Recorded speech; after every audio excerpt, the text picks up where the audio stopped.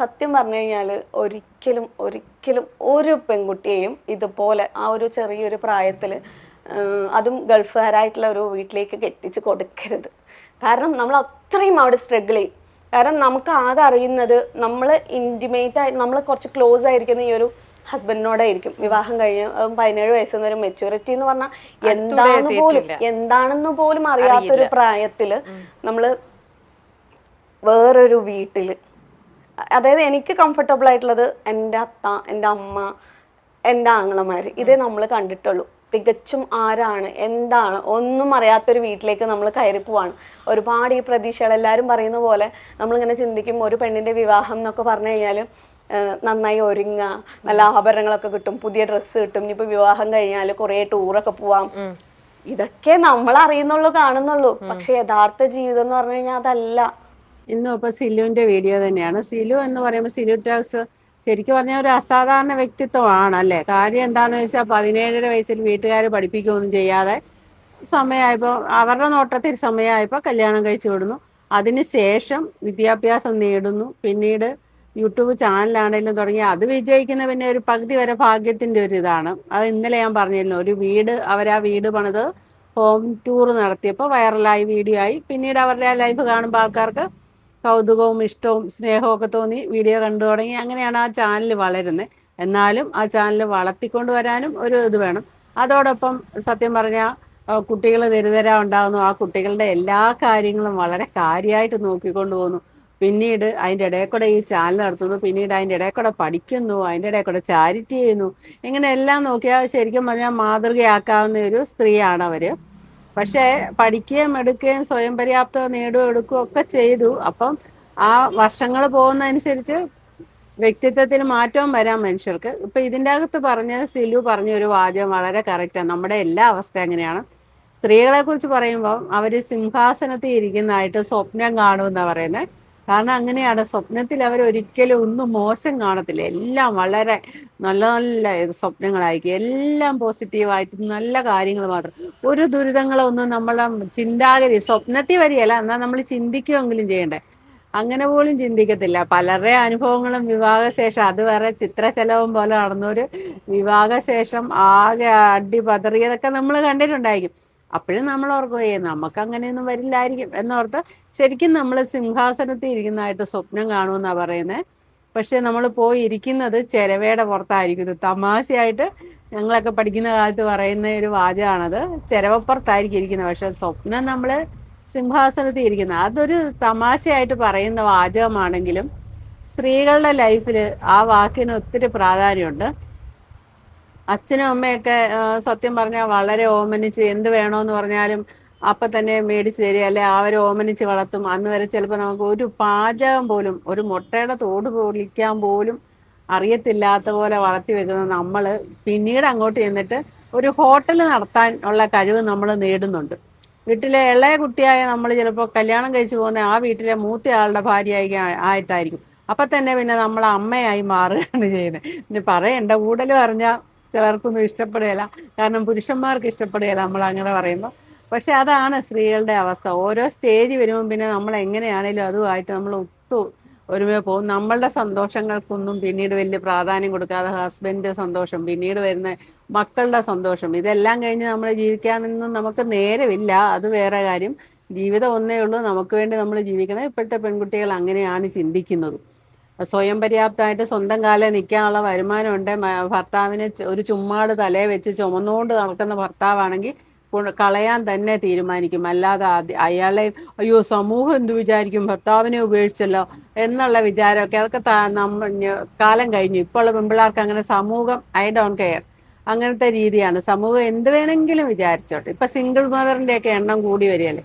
ഇപ്പം സിലു പറഞ്ഞത് വളരെ കറക്റ്റാണ്. നമ്മൾ കല്യാണത്തെക്കുറിച്ച് ചിന്തിക്കുമ്പം ഒത്തിരിയും ചുമ്മാ പിന്നെ പണ്ടത്തെ അവസ്ഥയല്ല. ഇപ്പോൾ പണ്ട് ഈ ചായ കൊടുത്ത് ഇഷ്ടമാണോ എന്ന് ചോദിച്ചു, പേര് ചോദിച്ചു, ഏത് കോളേജിൽ പഠിച്ചു, അല്ലെ എത്ര വരെ പഠിച്ചു, ഇത്രേ അടുപ്പത്തിലാണ് നമ്മൾ കല്യാണം കഴിക്കുന്നത്. ഇന്ന് അങ്ങനെയൊന്നും അല്ല. ഇന്ന് പെൺകുട്ടികൾക്ക് നല്ല വോയിസാണ്, പെൺകുട്ടികളെ കിട്ടാനില്ല.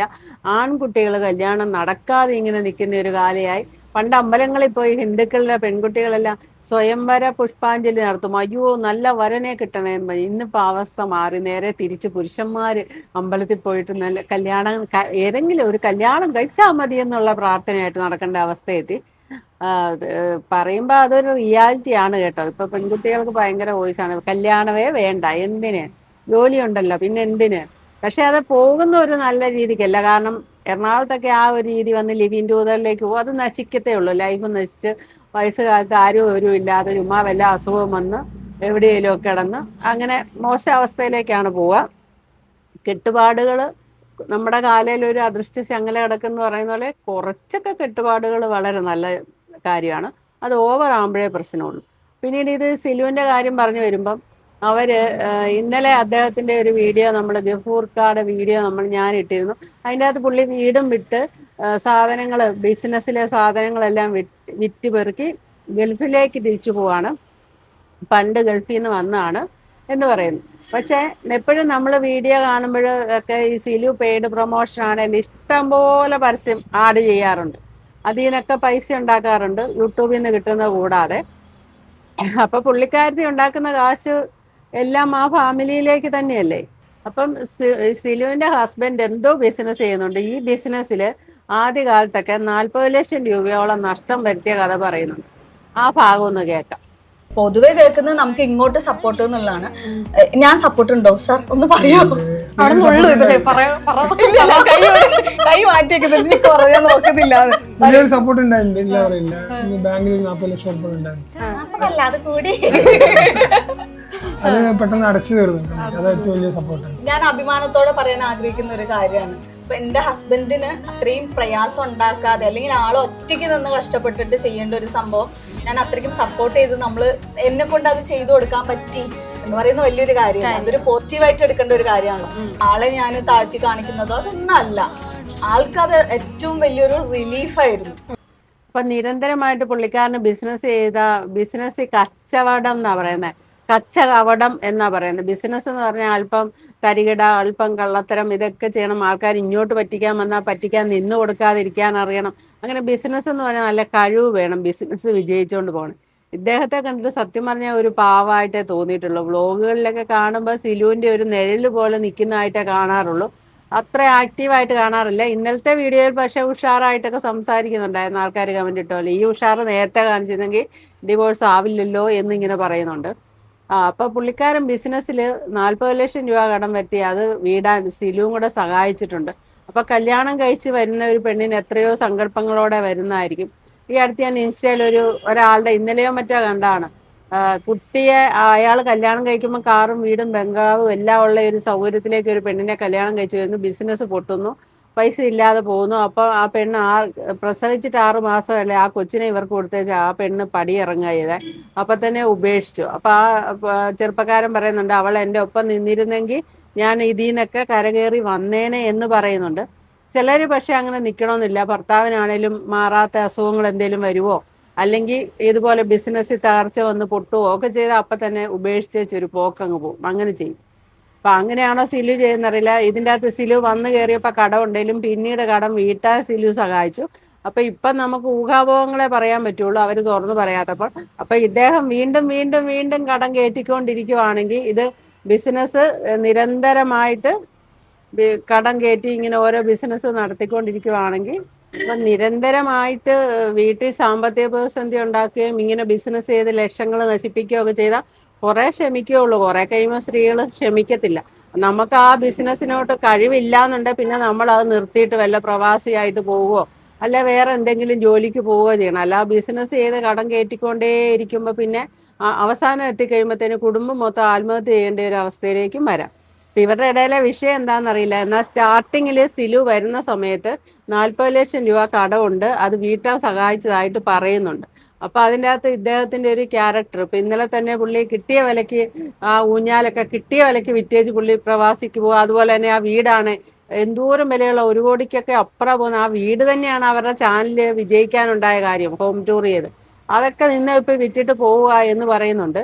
അപ്പം നഷ്ടങ്ങൾ ഒരു ലൈഫിലൊരു വല്ലാതെ വന്നിട്ടുണ്ട്. പിന്നെ സാമ്പത്തികം എല്ലായിടത്തും നമ്മൾ പറയും സ്നേഹമാണ് വലുത്, പണമല്ല വലുത്, സ്നേഹമാണ് ഏറ്റവും വലുത്. ഇതൊക്കെ നമ്മൾ ചെറുപ്പത്തിൽ കേട്ടിരുന്ന, പക്ഷേ അങ്ങനത്തെ ആപ്തവാക്യമേ തെറ്റാണ്. പണമാണ് വലുതെന്നാണ് ലൈഫ് മുന്നോട്ട് പോകുമ്പോൾ നമ്മൾ പിന്നെ പഠിക്കുന്ന പാഠം. സ്നേഹമല്ല. സ്നേഹം ഇട്ട് വെച്ചാൽ കഞ്ഞിയൊന്നും ആവത്തില്ല. പണം തന്നെ വേണം അരി മേടിക്കണമെങ്കിൽ. അരി ഇട്ട് വെച്ചാലല്ലേ ചോറാവുള്ളൂ, സ്നേഹം ഇട്ട് വെച്ചാൽ ആവില്ല. അപ്പൊ പണം ഒരു അടിസ്ഥാന ഘടകം തന്നെയാണ് ദാമ്പത്യ ജീവിതത്തിന്റെ വിജയത്തിനും. പണം ഇല്ല വന്നാൽ ഭാര്യയും ഭർത്താവും തമ്മിൽ എന്നും കൈകൊട്ടിക്കളിയായിരിക്കും, ഉറപ്പായിട്ടും. കാരണം പിള്ളേരുടെ ആവശ്യങ്ങൾ, പലവിധ ആവശ്യങ്ങൾ സ്വന്തം ഹസ്ബൻഡിനോട് പറയുമ്പോൾ അതൊന്നും മേടിച്ചു തരാൻ അയാൾക്ക് ആ അവസ്ഥയില്ല. ഭാര്യയ്ക്ക് ജോലി ഇല്ലാത്തൊക്കെ അവസ്ഥയിലും വരാറില്ല. അങ്ങനെയൊക്കെ ഉള്ളപ്പോൾ നിരന്തരം അടി വീഴും. ഇവരുടെ കാര്യത്തിൽ അറിയത്തില്ല നമുക്ക് എന്താന്ന്. പക്ഷെ എന്താണെങ്കിലും ഇദ്ദേഹം പൊതുവെ കടം വരുന്നതാണ്. പിന്നെ ഇവരെ പറ്റി അറിയാവുന്ന കമന്റ് ബോക്സ്, ഇപ്പൊ ഇന്നലെ ഞാൻ ഇട്ട വീഡിയോയ്ക്കും കമന്റ് വന്നിട്ടുണ്ട്. ഇവര് ശരിക്കും മറ്റുള്ള ഫാമിലി വ്ളോഗേഴ്സ് നമ്മളെ പറ്റിക്കില്ല. അതായത് മല്ലു ഫാമിലി ഇടയ്ക്ക് ഡിവോഴ്സ് കൊണ്ട് വരും, വെറുതെ പറ്റിച്ചാർ. അവർക്ക് വ്യൂസ് കിട്ടാനും റീച്ച് കിട്ടാനും വേണ്ടി പറ്റിച്ചാർ. അതേപോലെ തന്നെ പ്രണവ് പ്രവീൺ, അവര് ഫോർച്യൂണർ കാർ മേടിക്കാൻ വേണ്ടി പറ്റിച്ചാർ. അതുപോലെ ഓരോ ഫാമിലി വ്ളോഗും വെറുതെ പിണങ്ങുന്നതായിട്ട് പറ്റിക്കുക, അവർക്ക് ആ റീച്ച് കിട്ടാൻ വേണ്ടിയാണ്. ഇതും അങ്ങനെ തന്നെയാണ്. ഇവര് തമ്മിൽ യാതൊരു വിഷയവുമില്ല. ഇനി അഥവാ ഉണ്ടേ വല്ല പൈസയും സാമ്പത്തിക ബുദ്ധിമുട്ടുകൊണ്ട് ഇവര് വീടൊക്കെ വിറ്റേച്ച് ഗൾഫിന് പോകുന്നതാകുമ്പോൾ കുറച്ച് കഴിയുമ്പോഴത്തേന് നിങ്ങളെല്ലാവരും കൂടെ പറഞ്ഞുകൊണ്ട് ഞങ്ങൾ ഡിവോഴ്സ് ആകുന്നില്ല, ഞങ്ങൾ ഒന്നിക്കുകയാണ് എന്ന് പറയും. ആ സമയം കൊണ്ട് പൈസ ഇല്ലാതായ പൈസ ഈ ഒരു കണ്ടന്റ് കൊണ്ട് ആ പൈസയും കിട്ടും. അങ്ങനെയുണ്ട്, ഒരു വടിക്ക് രണ്ട് പക്ഷിയാണ്. അങ്ങനെയുണ്ട് സാമ്പത്തിക പ്രതിസന്ധി. അതാണെന്ന് കമന്റ് ബോക്സിൽ കാണുന്നുണ്ട്. കാരണം ഇത് വെറും ജനങ്ങളെ പറ്റിക്കുന്ന, അവരത് ഒരു വിഷയമില്ല, റീച്ചിന് വേണ്ടി വ്യൂസിന് വേണ്ടി പൈസയ്ക്ക് വേണ്ടി ചെയ്യുന്നതാണെന്നും ഒരു ഇത് പറയുന്നുണ്ട്. എന്താണെങ്കിലും നമുക്കറിയില്ല. എന്താണെങ്കിലും ഒരു കാര്യം പറയാം, സിലു ടോക്സ് എന്ന് പറയുന്ന ആ ഒരു പെൺകുട്ടി, ആ സ്ത്രീ വളരെ ഒരു അസാധാരണ വ്യക്തിത്വം ഉണ്ട്. അത് ഞാൻ സമ്മതിച്ചു തരുന്ന കാര്യമാണ്. മറ്റുള്ള സ്ത്രീകളെ അപേക്ഷിച്ച് വെറുതെ ടൈം കളയല്ല ചെയ്യുന്നത്. ഇത്രയും ഈ 5 കുട്ടികളുള്ളതിൻ്റെ ഇടയിൽ വിദ്യാഭ്യാസം കൊണ്ട് നേടുക എന്ന് പറഞ്ഞാൽ അത് വിശ്വസിക്കാൻ ബുദ്ധിമുട്ടുള്ള കാര്യം. പുള്ളിക്കാരത്തി അത് ചെയ്താണ്. Okay, thank you for watching. അടുത്ത വീഡിയോ കാണാം.